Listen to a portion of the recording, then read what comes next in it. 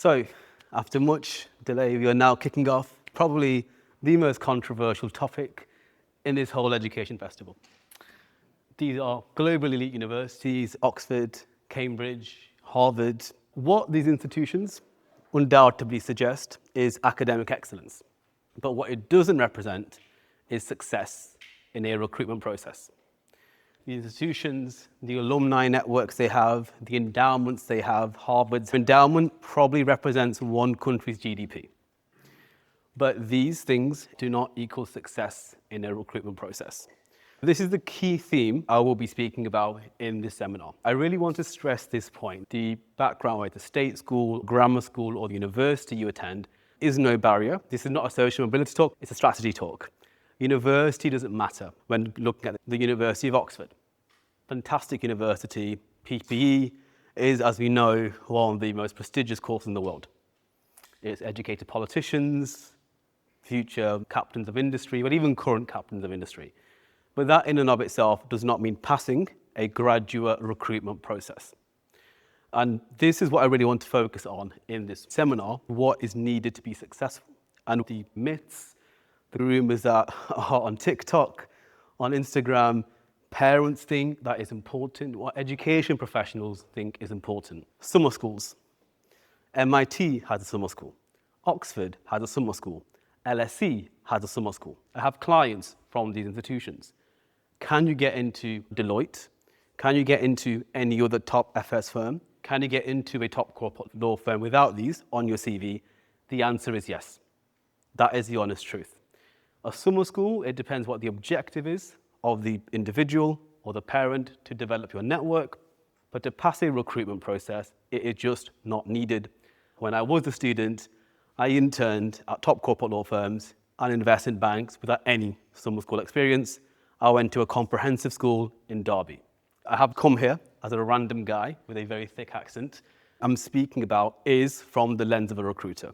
I've never been an investment banker. I've never been a corporate lawyer. I've helped recruit professionals. From analyst to partner level at McKinsey, the basics are the same. The fundamentals are the same. There's a funnel, there's a framework that needs to be passed. At Heriot Brown, I was recruiting corporate lawyers, key consultants, venture capital, private equity, top finance careers, and Barclays Simpson corporate lawyers too. I've experience working with McKinsey individuals, Bain, Thornton, Skadden, Latham, a who's who of candidates. That is where my experience comes from. I know there's a lot of institutions that seem to be very elitist. Law is definitely one of them. However, things are changing. What they fundamentally want is high quality talent that can become client-centric and future leaders, people who can do a great job. They are agnostic on where you come from, if it's a top university or not. This message is very consistent. Most individuals who go to Harvard Business School tend to want to go into elite finance careers. It's just a fact. Going to HBS does not mean success because you're against 1,000 people, 200 or so in section, but also against people in Chicago Booth, Kellogg, Sloan down the road, and many others, YSOM, Yale. That strategy, whether you're in the US or the UK, is the most important thing. The slight difference in US-based recruiting is interpersonal skills are a lot more important. Networking is key. When I speak to a school or an education professional in the US, I'd really focus on them instilling the importance of interpersonal skills because they are absolutely critical. Without them in the US, it's impossible to get into. And again, at MIT, said the same thing in the world's biggest newspaper. I'm going to give case studies and examples on what's needed. Some individuals think going to an Eton qualifies you for success. It doesn't. I can give a live case study right now. I have a client whose dad reached out from a Southeast Asian country. He's the global head of an investment bank. His son went to a top university. He has achieved no success in recruitment. That is why he's reaching out to me. We have other clients in very prestigious universities. I deliver results. This is what we get them into. Even this client who went to LSE, he got nothing in the first 3 years. Strategy was actually the most important thing. Going to top places doesn't actually matter.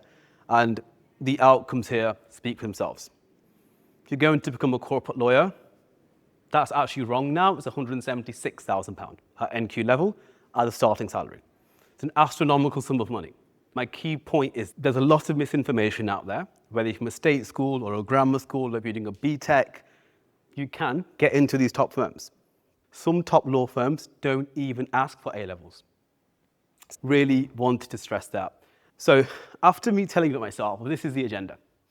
Talk about what people think matters and what actually doesn't matter.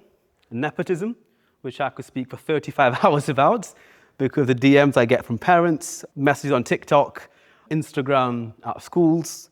The answer is no. Those days are long gone. In a formal program, in a formal structure, in a Schroders or a Goldman Sachs, this just doesn't work anymore at all. We'll talk about a case study of a client, what this means for you as education professionals, and also a Q&A discussion throughout. I genuinely want this to be very interactive, and I'm going to be stopping and answering questions because I think that is the best way to give value. I'd love to hear about people's backgrounds here. What is everyone's background here? Amazing. Is that at Key Stage 1 level, Key Stage 2, or? 3 and 4. Fine. Secondary. Further education. Awesome. So is that? College, 16, 18 years old. And just to be specific, what do you specifically teach? VFX, animation, and games. Awesome. Fantastic. That's actually a great point. There's absolutely no reason why someone who did that qualification couldn't become a corporate lawyer. They literally don't care. You could do anything, zoology, anthropology, it just depends what you want to do. Most graduate programs actually don't care. They just want smart people. If you went and built a TikTok page with 100,000 followers, developed a brand strategy about yourself, created a community where people are paying £1 a month to listen to your advice, and then you're selling further products, that's exactly what a law firm or any investment bank wants. They're giving advice and you're in the ability to do that. I do Key Stage 3 in Key Stage 4 English and then Sixth Form Oxbridge Prep, so I'm here for a different point of view. And what have you seen from Oxbridge Prep perspective? I've helped them by doing mock interviews across all subjects. Weirdest moment was trying to do a computer science mock interview as an English teacher. That was not but yeah, trying to get them to have their critical thinking skills and more confidence. That's London State School, the confidence, but then the ones who are getting the offers after the interviews are the ones who've got family connections. Just because they're more used to having those family table conversations where they're pushing their ideas more. Agreed. So trying to increase people's critical thinking and Yeah. like you said, just being engaged whether or not you're trying to go to Oxbridge from a young age. And I think this is a completely different seminar about Oxbridge Prep as an example. That is an exercise in instilling confidence. This is similar to getting into the elite careers, about instilling confidence, being clear, giving different perspectives. A very good example is a top law firm called Travers Smith. They used to have a very unique interview process. They would ask very challenging questions on morality. So to give an example, do you think everyone should be able to strike? Should a teacher be able to strike? Should a footballer be able to strike? At what point is striking not allowed? Do we allow the police to strike? As a 17, 18-year-old, that's very difficult. But it is prep, it is that challenge, it is that focus, that is what gets you there. And even with, say, Travers Smith, or applying to, say, comparative language, Cambridge, it is that ability to take a step back, think, and then go from there.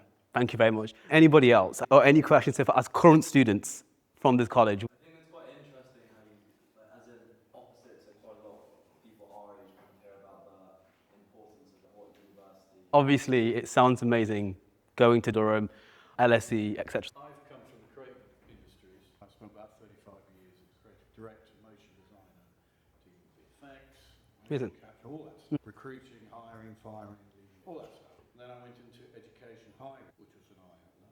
I'm not an academic, I'm not a professor, I'm not a doctor, I'm what you might call a professional practitioner. I'm also a careers advisor for the creative industry. I own my private business as well, teaching students, hundreds of students, one-to-ones, placements, employability. That's what parents are after. That's frankly what people go private school for, fundamentally. More parents than students at university open days.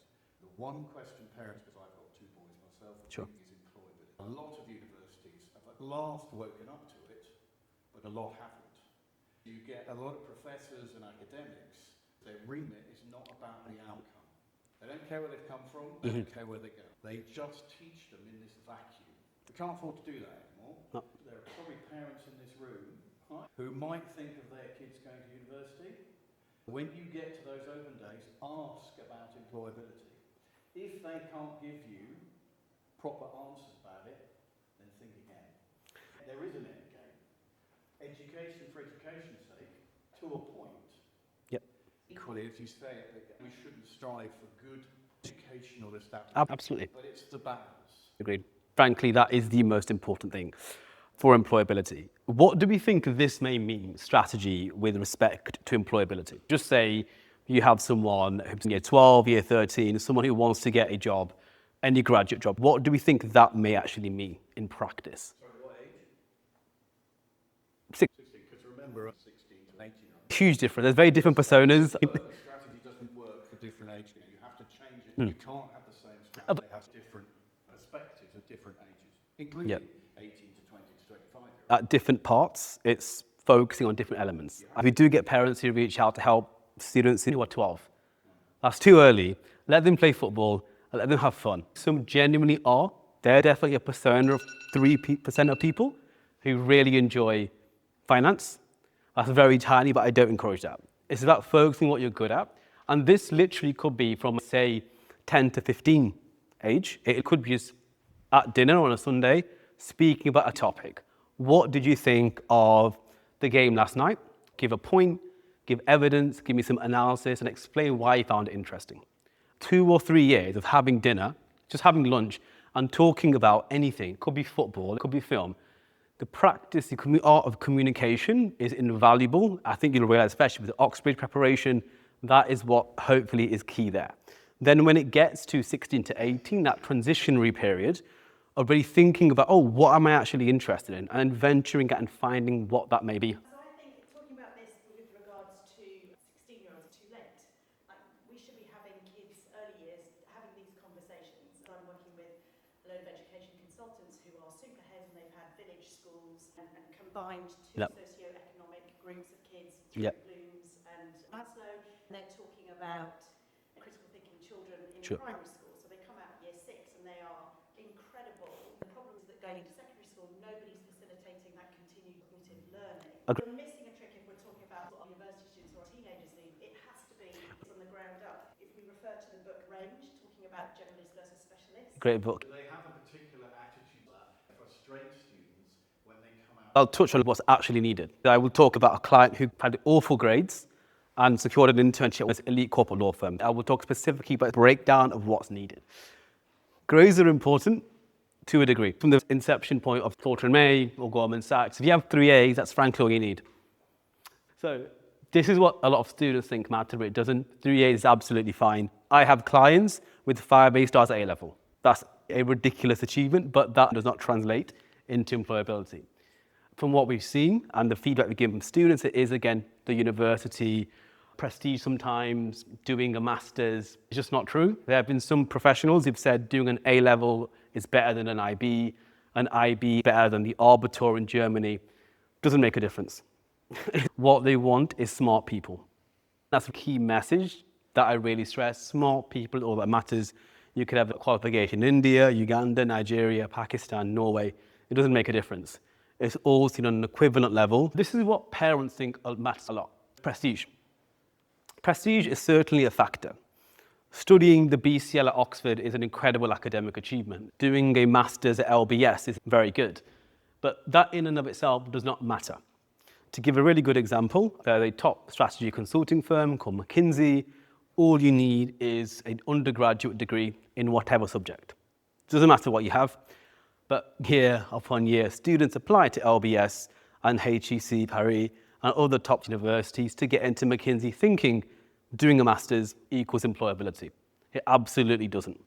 It just means you spend a lot of money with something that has a null impact in terms of employability. That's one thing parents really focus on. I have a son who's low sex at the moment. Sure. He's just going through this UCAS starting journey. He's extremely bright. Sure. He's been predicted Wow. stars. And they're like, so you should apply for Oxbridge. And he's like, I don't think I want to go to. That's absolutely fine. But equally, there is this slight sort of you should because you're predicted. So from a parent side of things, and a lot of top school Yeah. institutions, you should be doing that. And then the students are young, they're impressionable, they're Yeah. like, maybe I should then, and they get swayed very Yeah. much. This is really interesting to hear from a parent side of things. It's good. What goes on the Instagram post is how many kids did they get through to Oxford this year? It's a business. And I frankly don't think you need to go. It depends what you're going to university for. Some it's for genuinely increasing lifespan, broadening horizons. Some it is actually just for employability, and that's solely the metric. Some it's to have fun, and that's absolutely fine. I don't focus on university admissions, but all of my clients, about 95% all university students, it just has no bearing. I'm sorry. Do you think you probably know your son better? Yes, absolutely. A lot of those who are then pressurising him from the outside. It's so important. We don't have two sons at universities and all the rest of it. Yeah, absolutely. Some love it and it'll be fine. But there are many who won't at that kind of high level of institution and education. There are many others that he might find better or not university at all. Yeah. It could be an apprenticeship. No, absolutely. And just with that misconception, going to very top schools means employability. It absolutely doesn't.